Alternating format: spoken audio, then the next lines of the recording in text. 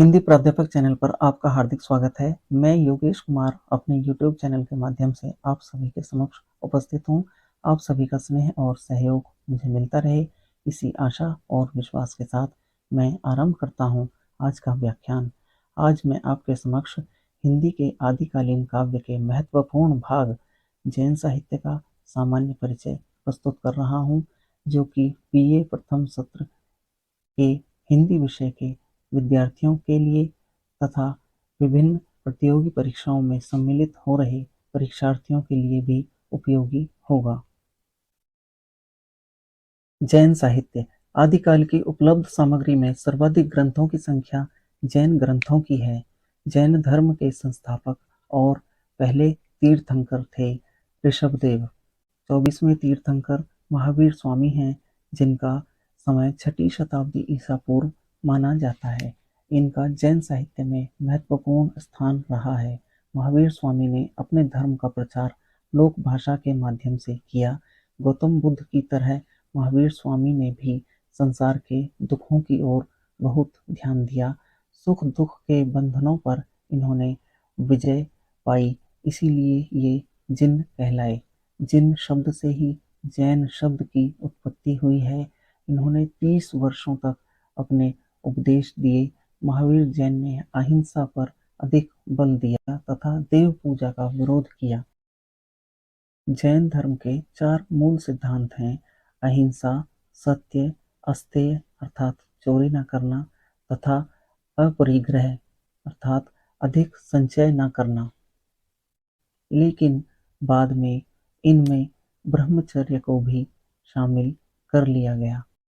आगे चलकर जैन धर्म 2 शाखाओं दिगंबर तथा श्वेतांबर में बंट गया।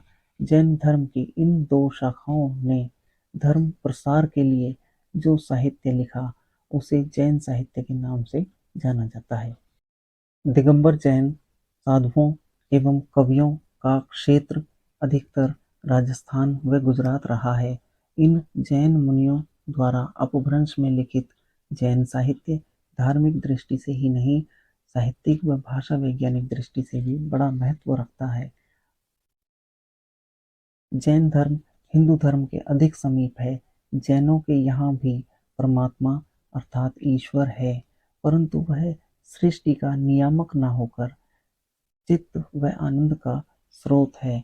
उसका संसार से कोई संबंध नहीं है। प्रत्येक मनुष्य अपनी साधना एवं पौरुष से परमात्मा बन सकता है। उसे परमात्मा से मिलने की कोई आवश्यकता नहीं है, बल्कि कि प्रत्येक मनुष्य अपनी साधना एवं पौरुष से परमात्मा का रूप धारण कर सकता है। इन्होंने जीवन के प्रति श्रद्धा जगाई एवं उसमें आचार की सुदृढ़ भित्ति की स्थापना की तथा अहिंसा, करुणा, दया एवं त्याग को जीवन के लिए अत्यंत महत्वपूर्ण बताया। आरंभिक जैन साहित्य में दोहा चौपाई पद्धति पर चरित काव्य या आख्यानक काव्यों की रचना हुई। यही परंपरा आगे चलकर सूफी कवियों द्वारा ग्रहण कर ली गई। डॉक्टर वार्ष्णेय लिखते हैं कि जैन धर्म की दोहा चौपाई पद्धति आगे चलकर सूफी कवियों तुलसी आदि द्वारा अपनाई गई। इन प्रारंभिक रचनाओं के आधार पर ही पुरानी हिंदी का जन्म और पीछे खींच ले जाया जाता है। आदिकालीन काव्य जैन साहित्य। जैन साहित्य जैन साधुओं ने पश्चिमी क्षेत्र में अपने मत का प्रचार हिंदी कविता के माध्यम से किया। इन कवियों की रचनाएं आचार, रास, फागु, चरित आदि विभिन्न शैलियों में मिलती हैं। जैन काव्यों की आचार शैली में घटनाओं के स्थान पर उपदेशात्मकता को प्रधानता दी गई है। चरित काव्य और फागु शैली साधारण स्तर की है। जैन साधुओं ने रास को एक प्रभावशाली रचना शैली का रूप दिया। जैन तीर्थंकरों के जीवन चरित्र तथा वैष्णव अवतारों की कथाएं जैन आदर्शों के आवरण में रास नाम से पद्यबद्ध की गई हैं। जैन मंदिरों में रास की गायन परंपरा मिलती है। 14वीं शताब्दी तक इस परंपरा का प्रचलन होता रहा। अतः जैन साहित्य में रास ग्रंथ सबसे लोकप्रिय हैं।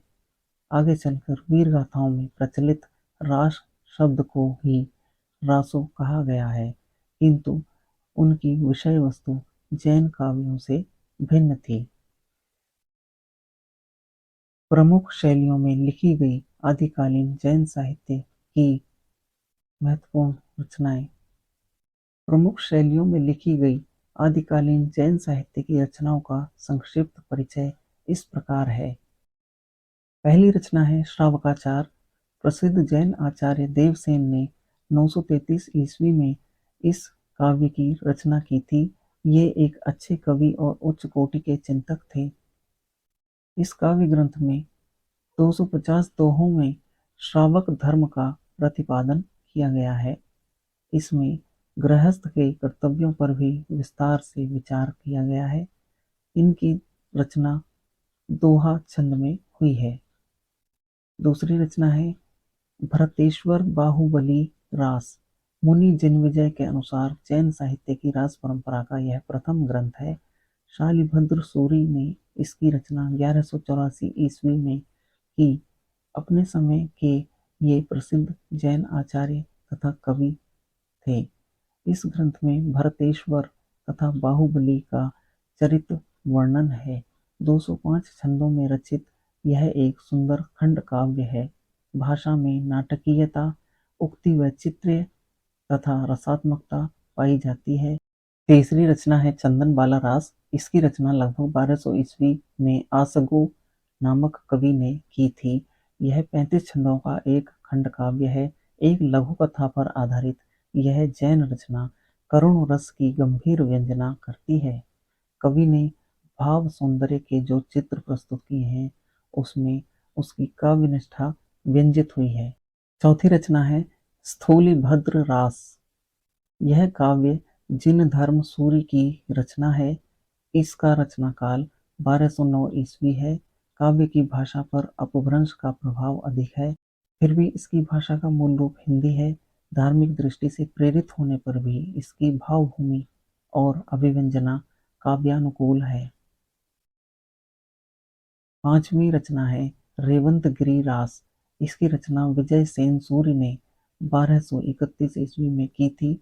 इस काव्य में तीर्थंकर नेमिनाथ की प्रतिमा तथा रेवंतगिरी तीर्थ का वर्णन है। यात्रा तथा मूर्ति स्थापना की घटनाओं पर आधारित यह रास वास्तुकलात्मक सौंदर्य का भी आकर्षण प्रस्तुत करता है। प्रकृति के रमणीक चित्र इस काव्य के भाव पक्ष तथा कला पक्ष दोनों का श्रृंगार करते हैं। छठी रचना है नेमिनाथ रास। इसके कवि सुमति गणी हैं। इस काव्य का रचना काल 1213 ईस्वी है। 58 छंदों में इस रचना में कवि ने नेमिनाथ का चरित्र सरस शैली में प्रस्तुत किया है। जैन साहित्य की विशेषताएं अथवा जैन साहित्य की प्रमुख प्रवृत्तियां।